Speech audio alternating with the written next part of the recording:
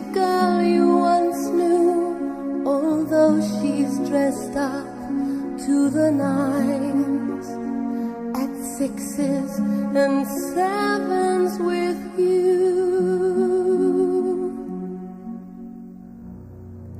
I had to let it happen, I had to change, couldn't stay on my life down at here, looking out of the window, staying out of the sun. So I chose freedom, running around, trying everything new, but nothing impressed me at all. I never expected it to. Don't cry for me, Argentina. The truth is I never left you. All through my wild days, my mad existence, I kept my promise. Don't keep your distance.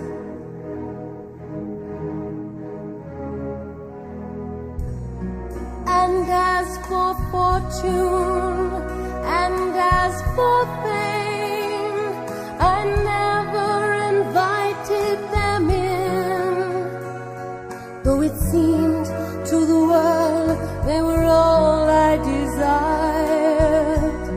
They are illusions, they're not the solutions they promised to be.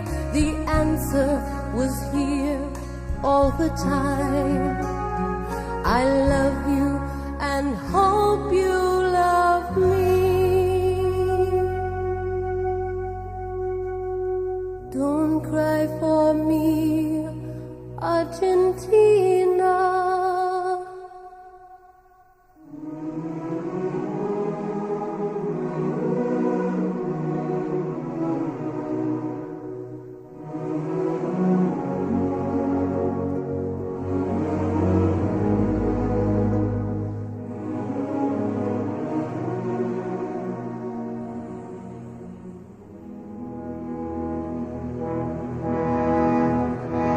Don't cry for me, Argentina. The truth is I never left you. All through my wild days, my mad existence, I kept my promise. Don't keep your distance. Have I said too much? There's nothing more I can think of to say to you.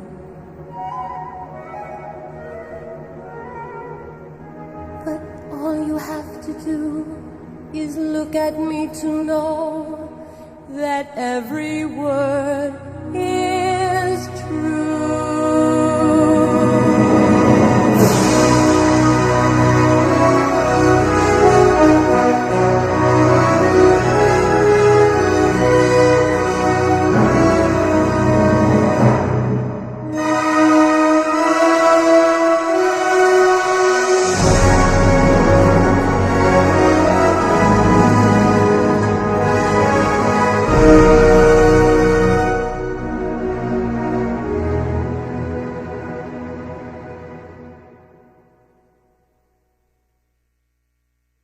I've paid my dues, time after time.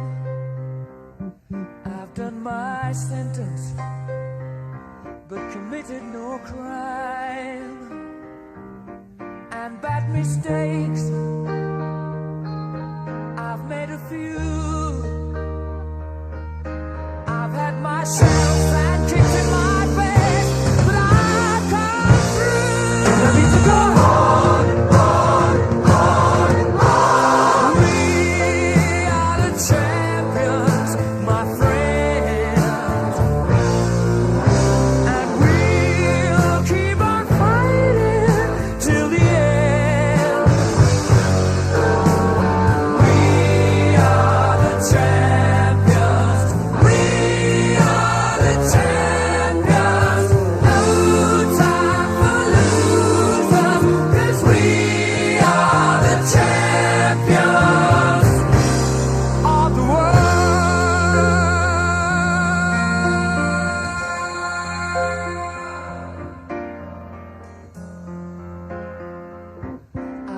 taken my bows and my curtain calls.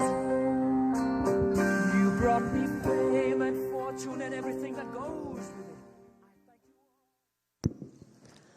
Distinguished guests, please rise for the entrance of the 45th and 47th President of the United States of America, President Donald J. Trump. And His Royal Highness Prince Mohammed ibn Salman ibn Abdulaziz Al Saud, Crown Prince and Prime Minister of the Kingdom of Saudi Arabia.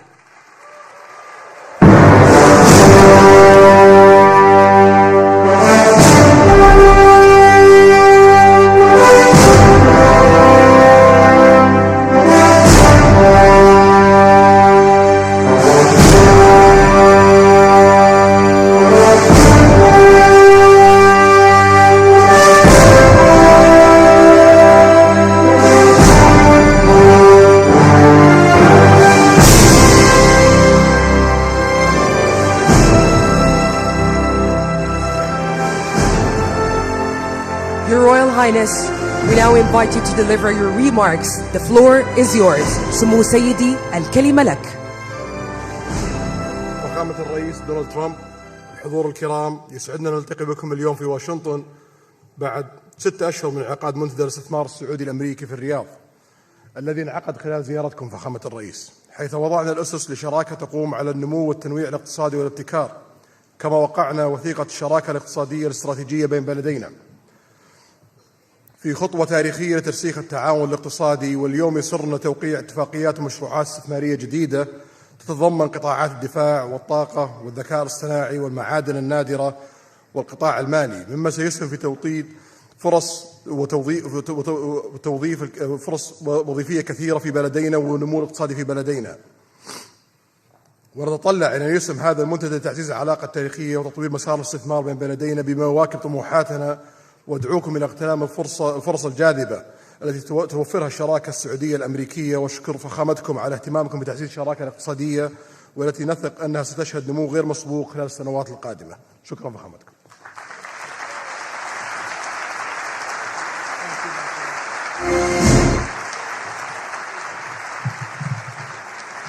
Well, thank you very much. And it's great to be here today at the U.S. Saudi Investment Forum. Great group of people. The biggest, you got the biggest in the room. But some of the most talented, maybe most importantly, the word talent, successful and innovative business leaders anywhere on the planet. Whether you have come from near or far, we're delighted to have you invest right here in the hottest country anywhere in the world. Every leader is saying the United States, we're the hottest country in the world. We're going to keep it that way too. But this has been, according to those that seem to say it, and I will say it, I would never say a thing like that because I want to be very modest. I always want to be modest as I can. They say this has been the best 9 months that any president has ever had. I'd say that's pretty good, right? But we've had a great 9 months. Now we have to do it more than a few more times. We just have to keep it going. We'll keep it going. I want to thank my friend, a great gentleman, Crown Prince Mohammed of Saudi Arabia, for his bold leadership and deep commitment to the ties between our two countries. Thank you. Thank you. Great gentleman. Yesterday we had a phenomenal visit at the White House celebrating the 80-year bond between the United States and Saudi Arabia. We ended with an unbelievable show last night in a room that was far too small, but the next time you're here, you'll have a much bigger room. It's going to be much bigger. I made more enemies last night by we had 119 people. That was a record for the room. So they've wanted for 150 years. They've been clamoring for a ballroom at the White House, and we're giving them one. We're giving them one plus, and it'll be something. But you'll be here. You'll be among the first, if not the first, if you'd like. You know, we'll work it out.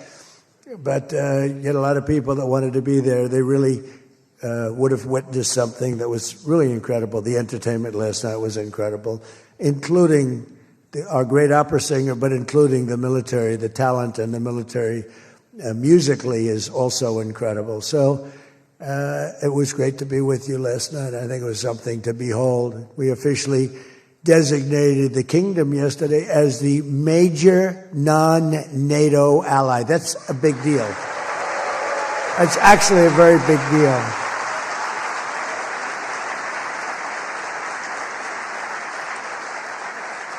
It's a great honor.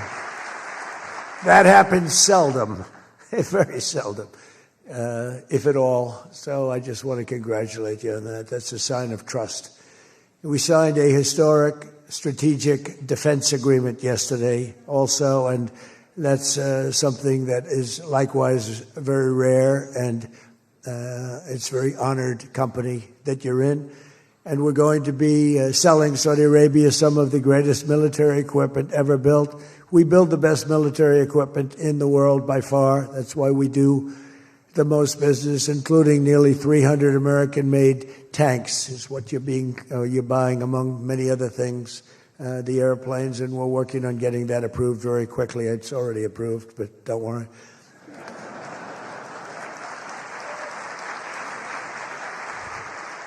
We have to go through a process. The process will take, Elon knows, the process will take about, would you say 24 hours? I think so. You're in good shape, very good shape. The partnership between our two nations is among the most consequential in the entire world, and together the Crown Prince and I are making an alliance stronger and more powerful than it's ever been before. We've had good relationships and, frankly, not good. You didn't have a good relationship with Barack Hussein Obama. You didn't have a good relationship with Sleepy Joe Biden. But you had a great relationship with me, and now it's as good as it was, probably even better if you think about it, because we took the dark cloud away from your country. It was called Iran and its nuclear capability, and we obliterated that very quickly and strongly and powerfully.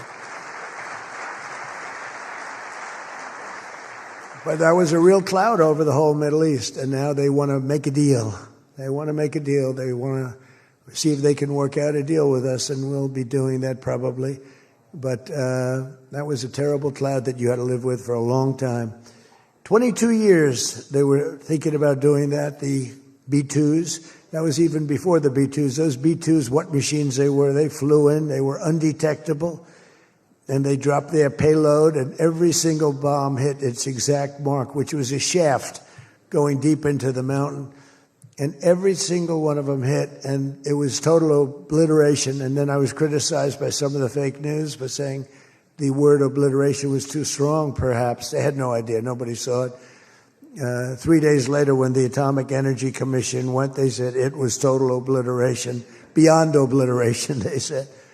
But they want to make a deal. We'll see what happens. This week, our countries also signed groundbreaking agreements on civil nuclear energy, critical minerals, and artificial intelligence. And I want to congratulate a lot of the great American leaders, business leaders that are in the room. And you'll do a great job for Saudi Arabia and for a lot of other people in the room that are buying your product, taking your product, and using your product. All of that is in addition to the $600 billion investment in the United States that Saudi Arabia announced during my unforgettable visit there last spring. Well, I said, could you try and get that up to $1 trillion? And yesterday, the Crown Prince announced that the number that they'll be investing in the United States is $1 trillion. So that's really an honor.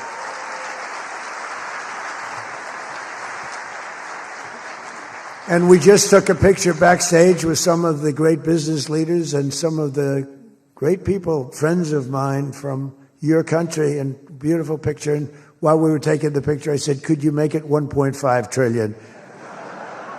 So he's got something to think about. I don't know. We'll get something. I think we'll get something, Scott, right? But many of you in the room are playing a key role in making these projects happen, and we're told that $270 billion in agreements and sales are being signed between dozens of companies, and that's just happening today, $270 billion. That's big stuff. So on behalf of the thousands of American workers who I care about most, I want to thank you for bringing all those jobs and all those great opportunities to America and bringing great wealth to America. We've become a very wealthy country. We have a couple of little things. We're waiting for a decision. We hope that's going to be good, but if it's not, we always find ways, we find ways, but we've done things that nobody thought were possible, and we're taking in trillions and trillions of dollars. Tariffs have been, frankly, the best thing that's ever happened to our country. They've always been used against us, and we never had people that were smart enough to use them in the opposite direction.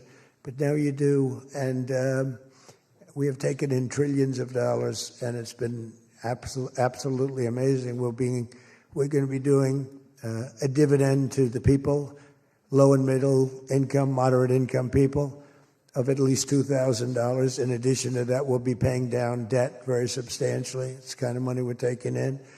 And really, countries that took advantage of us are no longer taking advantage of us. Some of our friends treated us far worse than our enemies on trade anyway, and we've got that all straightened out. And everybody's happy. They respect us again. It's like one of those things. I think they like us better, and they actually respect us, and it works out much better for us, too. But I especially want to thank our numerous Saudi friends here today, including the ambassador to the United States, a friend of mine, Princess Rima. Thank you very much. Great job. Great representative you have. You sent a good representative. And many distinguished ministers and members of the cabinet, governor of the Public Investment Fund. Where's Yasser? Yasser's here someplace. Sometimes I see him dressed both ways. I don't know. It's cooler that way. I'd dress that way if I could. Yasser's terrific. He's a terrific man, actually. So thank you very much, Yasser. And Secretary Scott Bessent, who's been fantastic. Where's Scott? We're thinking about him for the Fed, but he wants no part of it. He likes being Secretary of the Treasury. I think we'll leave him. So let's cross your name off, right? Officially, right?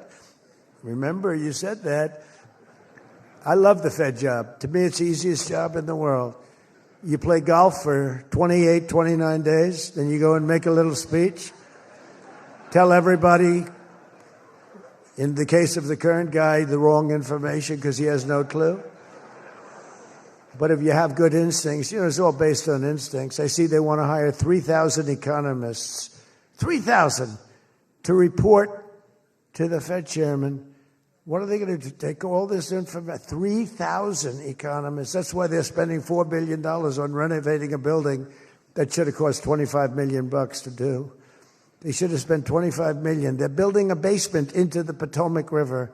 I could have told them that's very tough to do when it doesn't work and it's very expensive. But they're up to $4 billion headed by this clown. But we have 3,000. Think of it. They want to hire 3,000 economists. So they took a poll, and they interviewed 71 people. And of the 71 people, 2 people got it right. 2 people. One was a great economist whose name I won't tell you because I don't like him personally, but he is good. And the other one that got it the most right was a man named President Donald J. Trump. Do you believe it? Everyone else was wrong. And I didn't have an economist. Well, I had Scott. But we got it right, didn't we? Huh? We got everything right. Doug Burgum, where's Doug? Will you please drill a little bit faster? Between him and I'll tell you, you and Chris. Chris was great on television. And he's setting records. They're setting records. But I'll never be satisfied. Drill. We got elected. Drill we must, I called it. Drill, baby, drill. Con Edison, a great utility from New York many years ago, they used to have it said, drill we must and dig we must. So when they were digging in a road, they'd have a sign, dig we must. Well, now we're putting those utilities to shame because I'm allowing all of those AI plants that are being built to build their own electric generating force, and they're building them like nobody's ever seen, and they're coming up with ideas and new contraptions like nobody's ever seen. And this way they can't blame me for not producing electric. I said, you produce it yourself. And actually they didn't believe I was saying that because nobody ever thought of a thing like that. They're building a massive plant. They were going to hook it up to a 200-year-old grid. And that wasn't going to work because there's no way of doing that. No way we could have done that. And I had the idea. This was my idea, approved by a couple of people. I said, why wouldn't that happen? They're building a plant for $50 billion. You know, if you build a shopping center for $50 million, it's okay. It's not a bad shopping center. $500 million, you're talking about top of the line. $50 billion. So when it was first explained they're spending $50 billion, I said, no, you mean 50 million. No, sir, we mean 50 billion. And then I saw some of them that were the size of Manhattan. I said, they did mean 50 billion. And I said, well, what you're going to do is with that, how would you like to build your own electric generating plant? And they looked at me like I was crazy because something like that, they really didn't understand it. The smart guys, they didn't understand it. They said to me at the next meeting, sir, the biggest problem we have will be electricity. I said, you don't understand. I told you last week, you're going to build your own. I'm giving you approval to build your own plant, and you will be approved within a period of 2 to 3 weeks. It used to take 20 years prior to termination. In other words, you would wait 20 years and you wouldn't make it. You'd be voted down 5 to 4.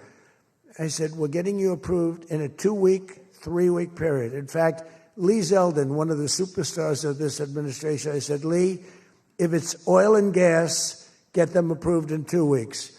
If it's nuclear, add another week. Because some are going nuclear, and they're doing, be careful. They better be careful. But they are going to be careful. They're the greatest people in the world. So now they come back and they actually believed it. And now they're being approved rapidly. And we have things being built, the likes of which nobody's ever seen. We're leading China by a lot in AI. And we're also bringing auto plants in from Canada and from Mexico. They took them, and they're all coming back. They're all coming back because of tariffs. If we didn't have tariffs, I mean, they like the fact that we won the election by a landslide on November 5th. That helped. But they're all coming back, and they're coming back from Germany and Japan. Toyota just announced, as you know, $10 billion worth of new plants. They just announced it last week. I went to various countries, and Japan was one of them. And Toyota's coming in with a $10 billion investment in 4 or 5 plants. Now, we're going to be more advanced than we were. So we led the car industry like 100% 50 years ago.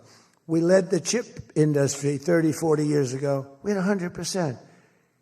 Then people came in and started taking it. I don't blame them, Taiwan, etc. They took 100% because we had no president that protected our industry. If we would have said, it's wonderful that you're going to Taiwan, we think it's great, but when you sell your product back into this country, there will be a 250% tariff. Nobody would have left. Nobody would have left. And Intel would have been a giant. Intel would have been, where's Jensen? Intel would have blown, well, he now owns a big chunk of Intel. He's got it figured all different ways. Where are you, Jensen? Stand up. You have done such a good job. And you had a good 2 days, I understand, right? A good 2 days. How's Blackwell doing, okay? Any recent competitors? Anybody going to blow Blackwell away in the next week? They say 10 years. I don't know, maybe 2 years, 3 years. But you will not be stopping there. You'll be going further fast, right? An amazing job you've done. I want to thank Howard Lutnick and Christy Noem for being here. Christy, Howard, good job. Really good job. My daughter Tiffany's here with her great husband, Michael. Thank you very much, Tiffany. Thank you, honey. She was a great student. She went to Georgetown. She was a great, great student, and she finished really right at the top, and we were proud of you. And she was so proud, and her graduation got canceled because of COVID. But I say if her name were something else, they probably wouldn't have canceled it. They didn't like that she did so well in school. They weren't happy about it. I say they canceled your graduation because you were a great student, and they didn't want, but other than that, I have no problems. You see, I don't take anything personally. Anyway, great job. And of course, hundreds of the top minds in technology, finance, and private enterprise from both Saudi Arabia and the United States. But my message to all of the leaders and investors with us today, and they are the best in the world, is very simple. Under the Trump administration, America is back and America is open for business. And America is actually stronger than it's ever been before, ever. We rebuilt the military in my first term. Foolishly, we gave a little bit to Afghanistan, but not very much compared to what we built.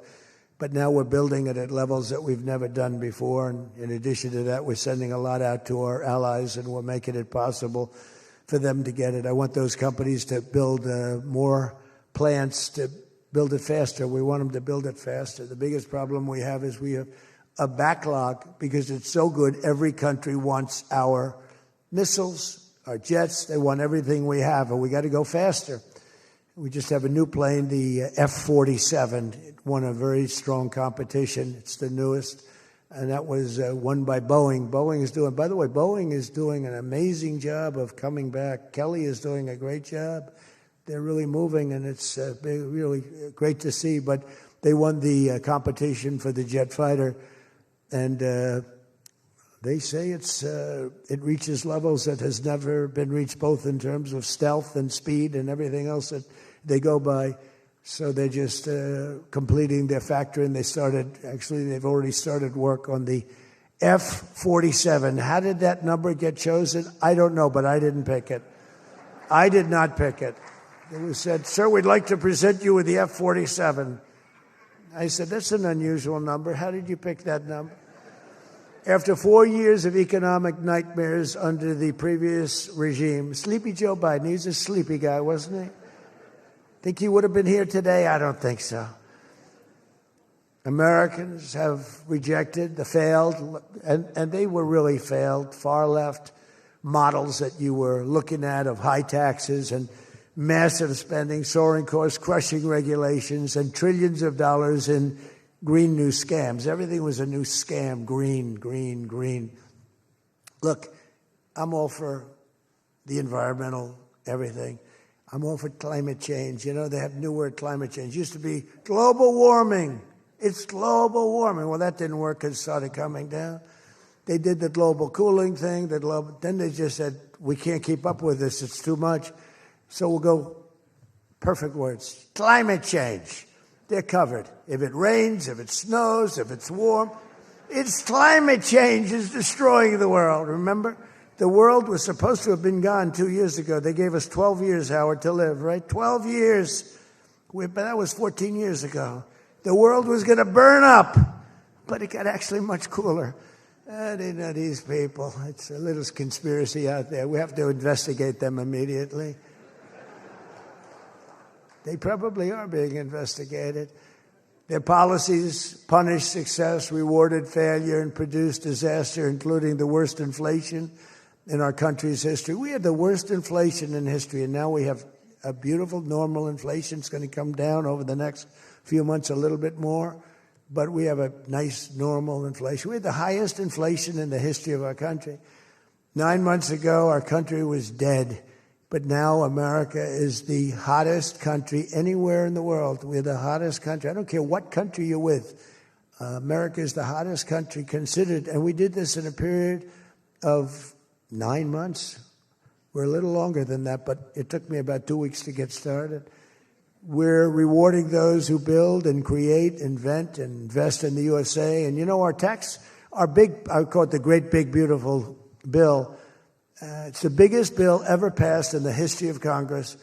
And Scott and I and all of us, we sat down and we said, let's do it, along with the Speaker and John Thune and everybody.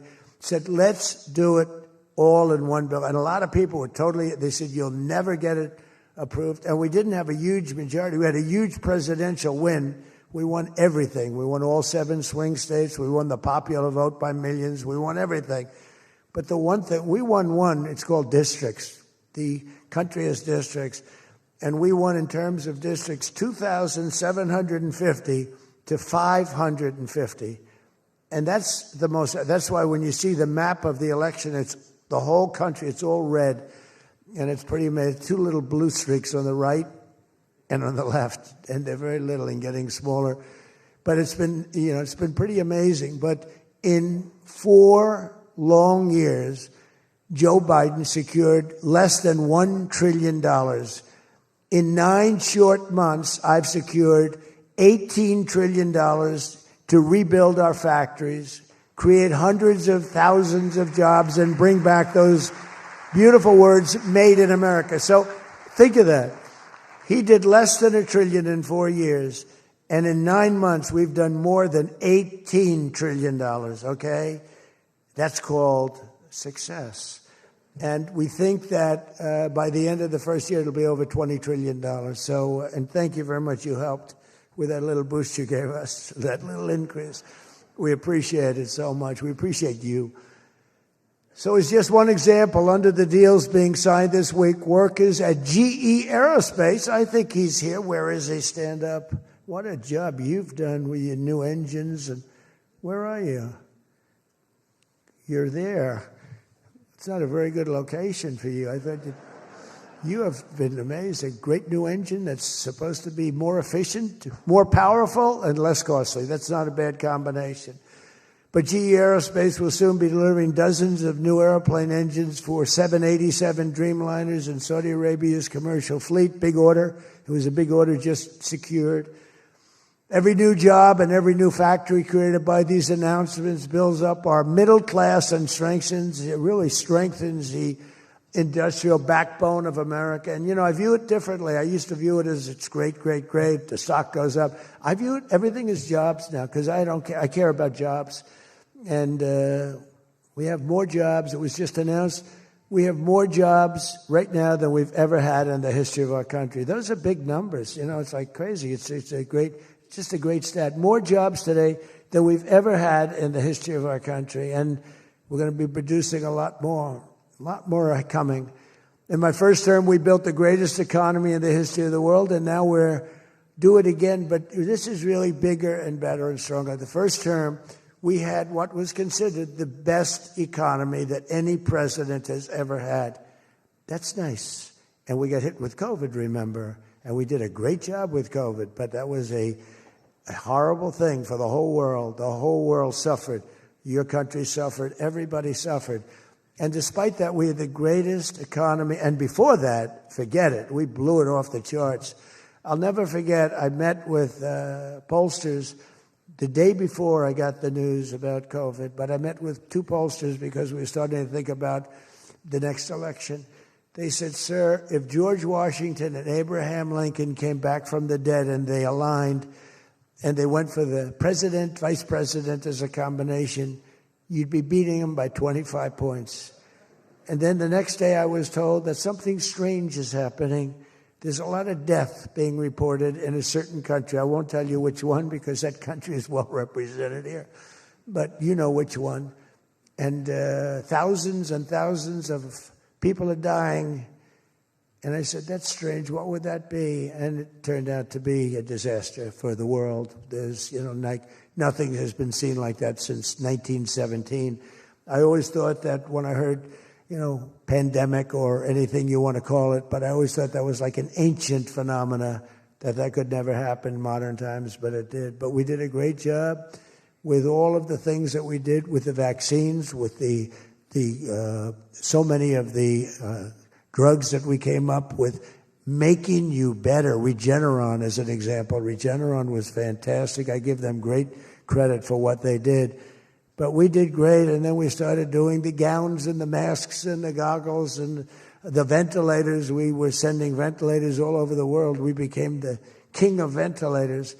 But what a period of time that was for all of us. But despite that, we had the greatest economy in the history of we had the greatest economy in the history of the world. And I'll tell you, it was an amazing time.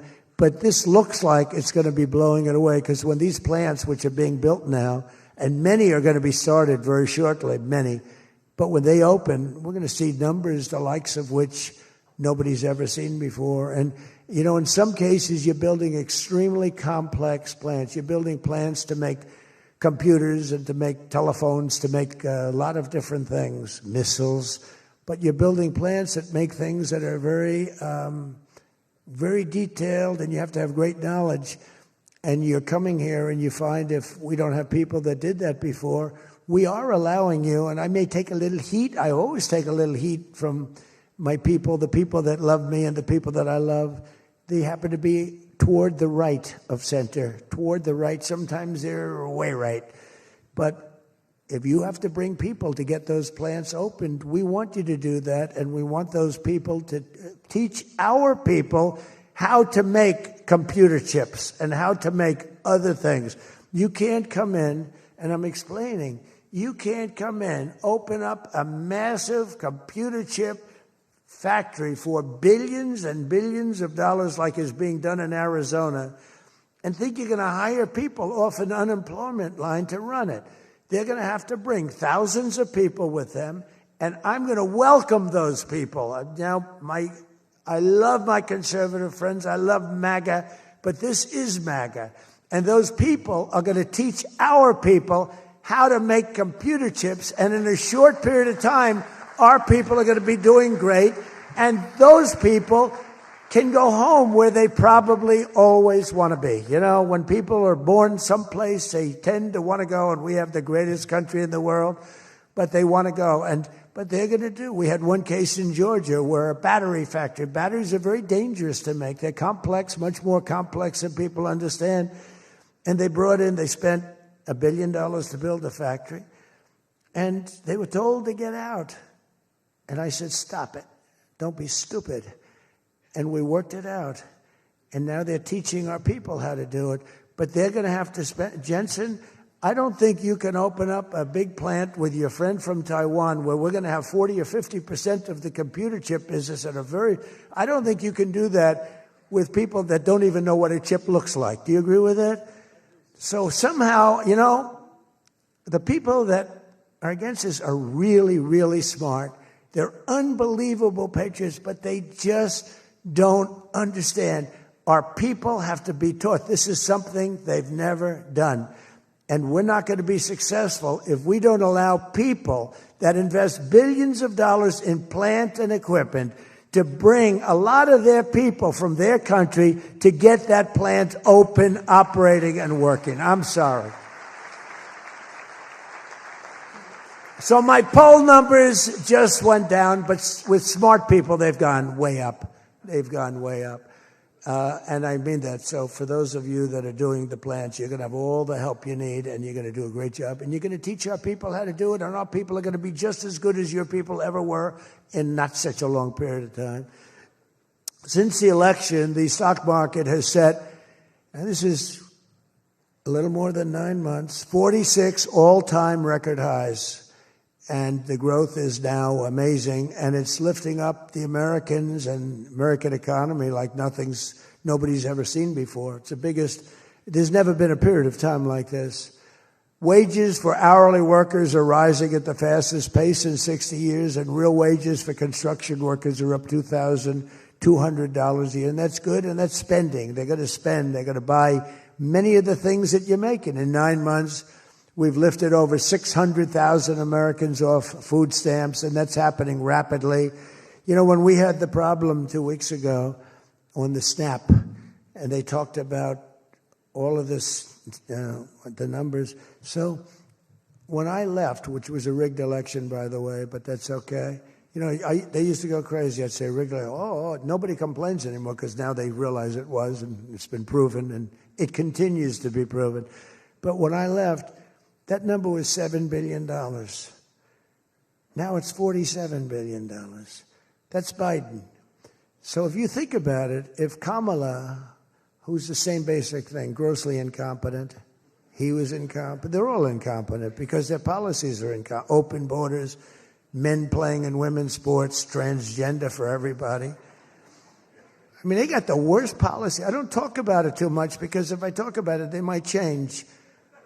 So, no, I don't talk about it. I tell people, don't talk about it. Wait till 2 weeks before the election and hit the hell out of them. Right? We talked about that, right, Elon? He said, we wait 2 weeks before. It's almost like you're at a war. Don't shoot yet. Don't shoot. Hold your fire. The enemy's rushing. Hold your fire. Don't shoot. Okay, now you can go. 2 weeks before. But I watched a guy the other day, a congressman, fighting for men playing in women's sports. And the new weightlifting record for a certain weight was just set. The man was 119 pounds higher than a woman champion who was a phenomenal champion. Beat her by 119, and he was an average lifter prior to transitioning. A lot of the Saudis are sitting here saying, what the hell is he talking about, transition? They don't do a lot of transitioning. They're sitting here, the Saudis are saying, what is he talking about? They're saying, what do you mean women are playing against men? No, that doesn't happen, does it? Yeah, it does. These people are crazy. 1.9 million more American-born workers are employed today. Think of that, than when I took office. So we picked up almost 2 million workers, and more Americans are now working, as I said, than at any time in the history of our country. Under Biden, 1 out of every 4 new jobs went to increase the size of the federal government. So in other words, 1 out of 4 was a federal worker. Well, I love our federal workers, but that's not the way you can build a country. It's a short road to a disaster. Under my administration, 100%, think of that, of all new jobs created came out of the private sector. In fact, the federal government, we cut thousands and hundreds of thousands of jobs out of the federal government. Now, if I wanted to do something for purely political reasons, I'd say, Susie, let's hire a couple of million federal workers. And you know what happened? Unemployment is unbelievable. We don't do that. They did that. They used to hire workers in order to fudge up the numbers. The federal workers. By the way, Susie Wiles, most powerful woman anywhere in the world by the biggest, most important magazine.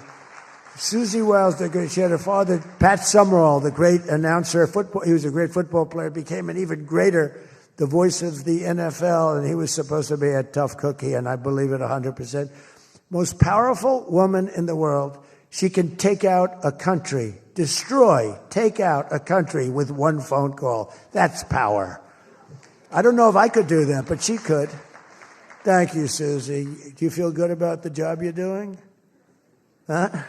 She's never going to be satisfied. She's doing a great job. We're also making incredible strides to make America affordable again. That's a new word that they're using. Affordability, they talk. They had the worst inflation in history. They had the highest prices in history. The country was going to hell.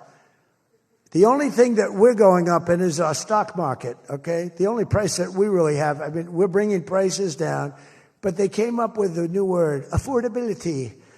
And they look at we are all about affordability, and everyone assumes that that meant that, no, their prices were high. If you look at the numbers, since I took office, core inflation is now below 2.7%. It was at numbers that nobody had ever seen before with them. Walmart just announced that the cost of their standard Thanksgiving meal is reduced by 25% this year from last year. So they make, look, the Democrats, I don't know, some of you are probably liberal Democrats. I don't know about in your country. I don't know if you know that word, liberal. The word liberal doesn't exist. But they have a new word now. You can't use liberal. You have to use the word progressive. And I don't like using it. It's a beautiful word, progressive. Progressive, that's not them. They're regressive. No, they're regressive. Think of it. So if I don't get in, we have $20 trillion. Let's say she gets in. Instead of $20 trillion, you'd lose $10 trillion, and your welfare and other benefits would go up by 30%. Look at SNAP. Look at what happened there. From 7 million to 47. From 7 billion to 47 billion. It would be that. So we would lose business. Countries and companies and people would flee our country. They would flee, and all of the other things would go up. In other words, would end up with a shell of a country, and I'm being nice when I use the word shell. This country would have been in big trouble, and I don't want to get him in trouble, but that gentleman right there, the most respected man in the room, that's today because we're here. Most respected man, I have to say that. Don't worry. When I'm with other countries and the leaders sitting there, I say the same about them. Don't worry. Don't get carried away. No, the most respected, one of the great leaders, he told me when I was in his country, he said, and I use it all the time. Sometimes I refer to him because I have great respect for him. I figure it sells better. But he said exactly these words. He said, it's amazing what you've done. 1 year ago, your country was dead, and now you've got the hottest country in the world. You were the first one that said that. And I've used your name hundreds of times. I use your name, I say, that king of Saudi Arabia said. But anyway, but it's true. We were a country that was in really bad trouble. We were a country that would have been dead, I believe, within a year or 2 years after the election. We were headed in a very bad direction. And now we're headed in the best direction, I think, that we've ever been headed. According to the USDA, Turkey is down, think of that, 33%. And I'm not talking about the country of Turkey. He's doing fine. Erdogan is doing good. Just want to, I don't want him calling me. I'm not down 33%. He's a friend of ours. We got to take care of our friends. Since March, egg prices are down 86%. Think of 86%. Many other prices are down in a similar number. When I first came into office, my first 3 days, I had a news conference, and they started screaming at me. Those people, that's a lot of people back there. Look at all the fake news. They started screaming at me, eggs, eggs. I didn't know anything about it. I said, what's going on with eggs? They're up quadruple. I said, I've only been here for 3 days. And we'll work on it. And we got them down very substantially. They said, don't buy eggs for Easter. At the White House, we have an Easter egg hunt. We buy thousands of eggs. People come from all over, thousands. They asked me, sir, would it be possible this year to buy plastic eggs? I said, I'm not buying plastic eggs. The kids are going to pick up an egg. They're going to, what the hell kind of an egg is this? And we bought maximum number of regular eggs, and we got the prices. Brooke Rollins did a great job, Department of Agriculture. She did a fantastic job. And eggs are way down now. Mortgage rates are down despite the Fed. Scott, you got to work on this guy. He's got some real mental problems. No, there's something wrong with him. It's just sweet. I'll be honest, I'd love to fire his ass. He should be fired. Guy's grossly incompetent. And he should be sued for spending $4 billion to build a little building. I'm building a ballroom that's going to cost a tiny fraction of that, and it's bigger than the whole thing put together. You got to work on him, Scott. The only thing Scott's blowing it on is the Fed. Because the Fed, the rates are too high, Scott. And if you don't get it fixed fast, I'm going to fire your ass, okay? I can't tell you, Scott, sir, don't fire him. Sir, please don't fire him. He's got 3 months to go. Don't fire him. I want to get him out, Scott. Please. He's the voice of reason. You're very lucky you have him, I'll tell you that. You've done a good job. I think Howard's a little bit more for firing him. Right, Howard? I think Howard would say, get him the hell out of there.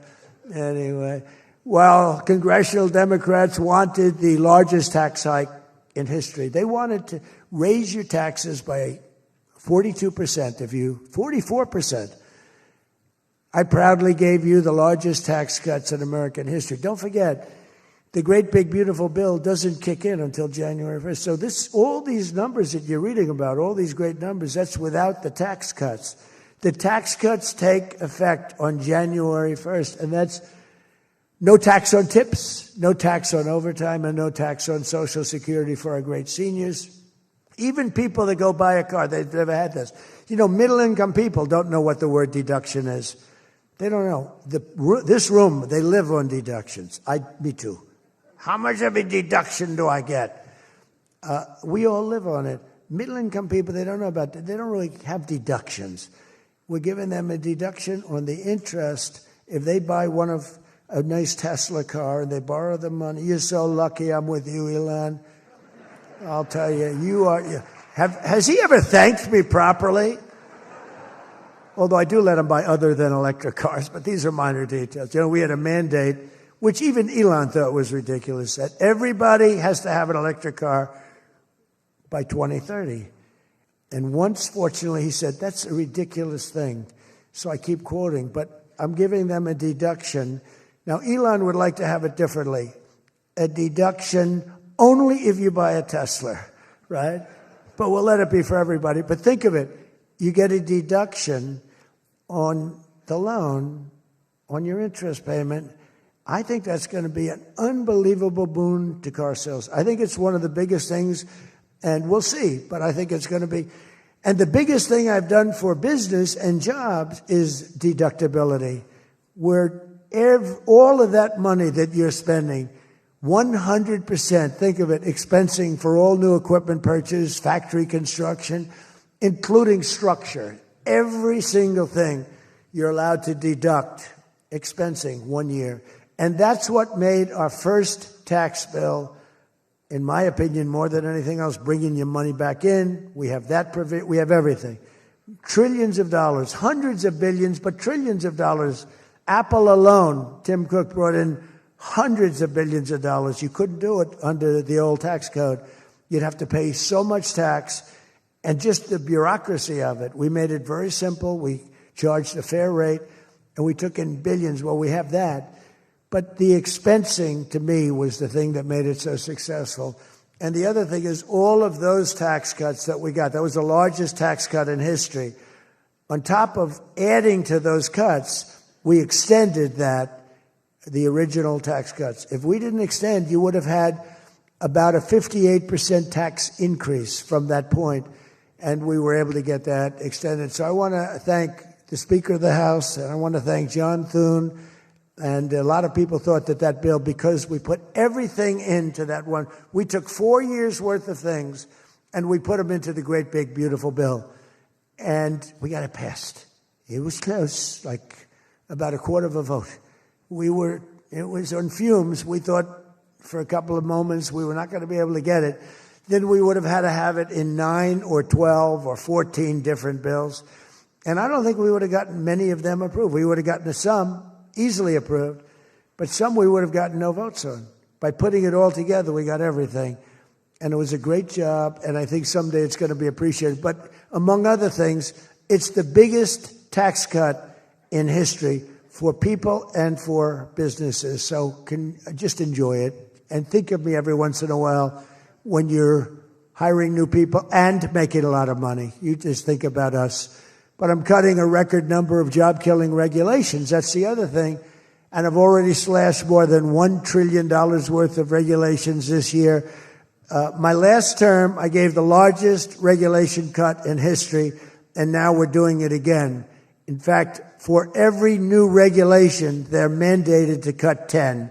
And so far, it's for every new regulation, they've cut 30. So they have the idea. And very importantly, we stopped Joe Biden's radical crusade to kill oil and natural gas. Somehow, I don't think Saudi Arabia would like me too much if we could decide to kill oil and natural gas. There's nothing like it. It works. Windmills don't work. Other things, I don't want to get into it too much, but they don't work. What does work is natural gas, oil, nuclear, and other things. But the windmills are a disaster. I am the biggest negative person on windmills. They ruin your locations. When I look at some of these countrysides that are littered with windmills, and every time it goes around, you lose money. The country loses money. It's a disaster. And I just hope that some of these countries that are losing their ass, we have countries that are going bankrupt because they're putting windmills all over the place. You're supposed to make money with energy, not lose money with energy. And we talk about oil, and we talk even clean, beautiful coal. I said, you're not allowed to mention the word coal unless you precede it by saying clean, beautiful. So I have my people in the office, they're talking about coal, right? And they're going, sir, a clean, beautiful coal is doing very well, sir. And then 2 minutes later, clean, beautiful coal. Then he mentions the third time, sir, coal. No, it's clean and beautiful. Because it needs a public relations help. Coal needs a little help, public relations-wise. So we refer to it as clean, beautiful coal, and it does have its place, that I can tell you. But we're streamlining permitting for all new energy projects, all new mining projects, and what used to take 28 days is now down to very little. But we had times when, not 28 days, we had times when things would take 14, 15, 16, and even 20 years to get approved. We have a maximum day, 28 days. That's the maximum it'll take. It'll never take more. You can come in with $1 trillion factory. You can come in with what it takes, a maximum of. You don't have to go years and years and years, be abused by bureaucracy. If you build a plant now, you're going to have your plant done within 28 days. And a lot of you are all, because I see everyone shaking their head, you're all agreeing. We're getting you approved by very smart people quickly. You know, when you used to walk in with plans done by the best engineers in the world, thousands of pages, and drop them on some guy who's been there for 28 years approving environmental impact statements, and he's looking at pages that he's never seen, and he's supposed to approve it. He has no idea what the hell is in those pages. So we know what we're doing. We're going to get maximum is 28 days. That's why we have so much under construction, and people can't believe it. They can't believe it. And again, remember what I said, most important thing, you're building your own electric plant. You're really becoming a utility in addition to doing what you're doing. But you're building all of the excess, all of that energy, all of that electricity is being built. And your excess electricity, you can sell back to the federal grid. So we even make it there. Under the deals being signed this week, the world's two leading energy superpowers, America and Saudi Arabia, are partnering on energy like we've never partnered before. American Saudi companies represented here today are joining on liquefied natural gas, infrastructure, constructions, and making both of our energy sections. I mean, our sectors are becoming so strong. Just a quick story. In Louisiana, when I first time I got there were two massive LNG plants. One was under review for 14 years and was being rejected. The other one was for 18 years. The people in Louisiana, Doug, you know exactly what I'm talking about. And one was $20 billion, one was $24 billion, like the biggest things, like 3 Empire State Buildings lying on its side. It was massive. And I said, whatever happened with those plants? Well, sir, they're under review. How long has it been? 14 years and 17 years. And they had given up. Massive investments were being made by other countries and the richest people. They couldn't get them approved. I got myself involved. Right, Doug? The first one, I got approved in 1 day. The second one, I got a little cocky. I took my time. It took me 1 week. And they're both operating today, and they're tremendously successful. I got one. Think of it. After 14 years, I was in office. I got involved. I got it done in 1 day. And it's been a tremendous success and made a lot of money for our country and for a lot of other people. And the other one took 1 week to get done. That one was under review, I think, for 14 or 15 years, both of them. So I'm very proud of that, actually. I also proudly ended the ridiculous Biden-era restrictions on artificial intelligence, and we will work closely with friends and partners like those in this room to build the largest, most powerful, most innovative AI ecosystem in the world. And we are going to work it so that you'll have a one approval process, not have to go through 50 states in the United States. You know, you can't go through 50 states. You have to get one approval. 50 states is a disaster because you'll have one woke state and you'll have to do all woke. You'll be back into the woke business. We don't have woke anymore in this country. It's virtually illegal. But you'll have a couple of wokesters, and we don't want to do that. We want to get the AI done, and I'm working with David. David's done a fantastic job. If he's here, I think he is. He is. Thank you. David's done a fantastic job. But we want one approval, one, and hopefully you have the right guy in the federal government. Hopefully you have the right president, but you have one approval. One approving body, not 50, not, hundreds of people all over the country looking at what you're doing. And basically you're forced to take the worst and the most onerous, right, Jensen? Are you happy with that, Jensen? Thank you. If Jensen's happy, I'm happy.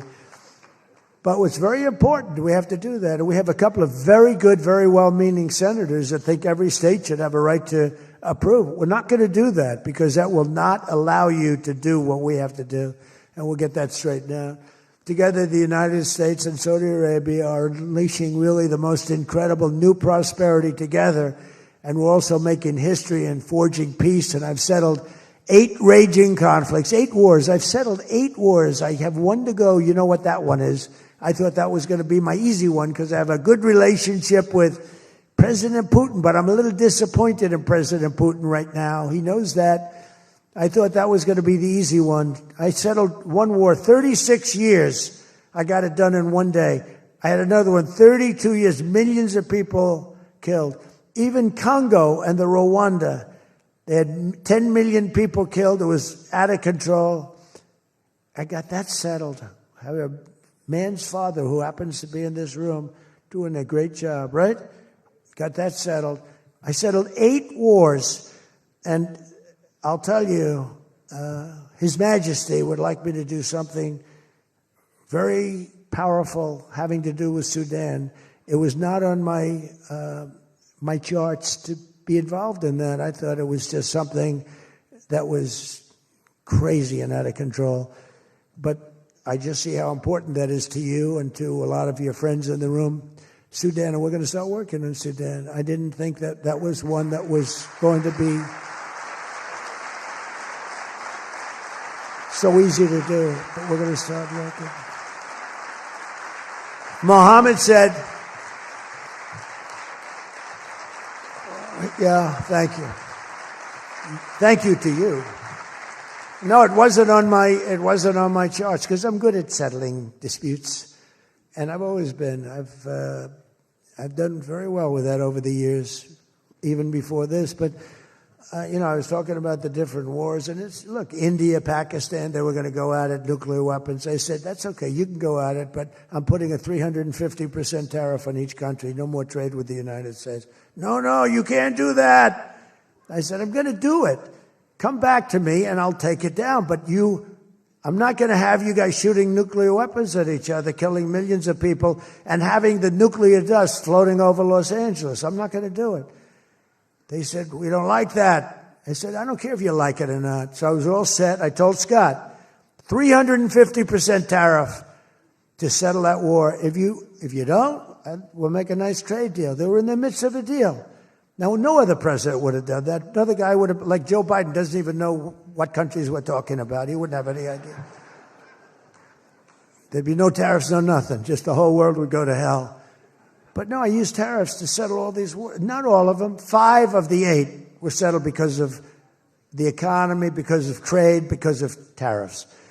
So I did this. But, and then, I'll tell you what, the Prime Minister of Pakistan called me. Thank you very much. He actually said, I saved millions, and he said it in front of Susie. He said, President Trump saved millions and millions of lives. He doesn't even know that, but he saved millions of lives, and he talks about it. And I got a call from Prime Minister Modi saying, we're done. I said, you're done with what? We're not going to go to war. I said, thank you very much. Let's make a deal. But I saved a lot of people, millions of people, on many other wars. Azerbaijan, you know what was happening there? I settled that. That was going on for many, many years. Actually, Putin called me. He said, I can't believe you got that one settled. We've been trying to settle that one for a long time. I said, don't worry about that. Just let me settle your frickin' war, okay? You don't have to help me. I don't need any help. I need help with your war. And it'll get done. But working with the Crown Prince was amazing because he mentioned Sudan yesterday. And he said, sir, you're talking about a lot of wars, but there's a place on earth called Sudan. And it's horrible what's happening. And I viewed it as being just sort of a freelance, no government, no this, no that. And he explained the whole culture and the whole history. And it was very interesting to hear. Really amazing, actually, to hear. And, we've already started working on that, okay? He said that would be the greatest thing you can do. That would be greater than what you've already done. That was your expression. Is that a correct expression? Pretty good. So we're working on that. We started about 30 minutes after you explained to us the great importance of that. I view it differently now than I did just a day ago. But we also, as you know, we had a historic ceasefire. We ended the war in Gaza. And 2 days ago, incredibly, the United Nations Security Council backed the Trump peace plan, and we have a great peace plan. We have peace in the Middle East. This is a strong peace, too. They say, oh, it's tentative. It's not. This is a very strong peace. We have 59 countries signed on. And when there's problems, I'm getting calls from countries. They want to go in and lead the fight to solve the problem if we have any problems. But right now it's looking very good and endorsed.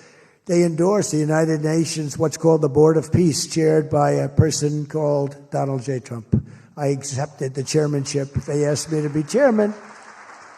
That's what I needed. It's just a little more work. But it's a great honor. That'll be the greatest board ever assembled. Where do you see this board? This board will blow every board away. And I believe we're going to be lucky enough to have the Crown Prince be a very distinguished member of the board. But we're going to have the heads of the Board of Peace. And I think it will go long beyond Gaza and the Middle East. I can see that going long beyond. There'll never be anything like this in terms of, I know you all have wonderful boards, but this is going to blow it away. It's going to blow them all away, and it's going to do some really good. So in the coming months, the Crown Prince and I are going to ensure that the ceasefire and everything else that's going on that's so positive in the Middle East, hard to believe. I mean, I've grown up, peace in the Middle East. I used to have peace in the Middle East, but never happened. We have peace in the Middle East. It's an amazing thing. Nobody thought, 3,000 years they talked. Nobody thought it would happen. In just 9 months, our administration has achieved more than most other administrations achieve in 8 years. And we're leading again in just every country. We want to win. We want to win for you. We want to win for ourselves. We want to help our allies. We want to change our enemies. We want to change our enemies. I'm being nice when I say it that way, but we want to change them. And if they don't change, we're going to be nasty. But hopefully we're not going to have to be nasty. But we want the world to prosper. We want the world to be safe. Our alliances are flourishing like they haven't before. And, you know, they're respecting America again. They didn't respect us. We were like a bunch of stupid people. We had a president that couldn't get up and talk, couldn't walk up a flight of stairs. We had people that didn't know what the hell they were doing. We were an embarrassment all over the world. But now we have people that are respected at levels that we've never seen before. So I just want to tell you that this is a group that I respect. I read every single name of every single person sitting in each and every seat. And I either know you or I know of you. This is an amazing group of people. And it really is headed by that gentleman sitting right smack center with 2 seats in between him. He wants plenty of room. And he's going to be the king of Saudi Arabia right now. He's the most distinguished gentleman. He's my friend. And thank you very much for what you've done for us, and we will always be with you. Thank you, Mohammed. I appreciate it. Thank you, everybody. Thank you very much. Thank you.